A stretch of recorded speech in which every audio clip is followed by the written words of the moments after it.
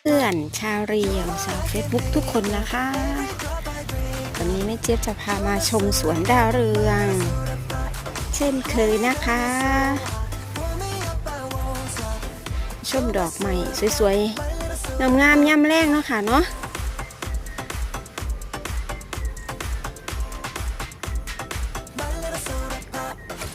คลิปบรรยากาศยามเย็นอยู่กับความสวยงามของดอกดาวเรืองนะคะไปชมบรรยากาศสวยงามนะจ๊ะไปชมความสวยงามของดอกดาวเรืองกันนะคะสวัสดีค่ะ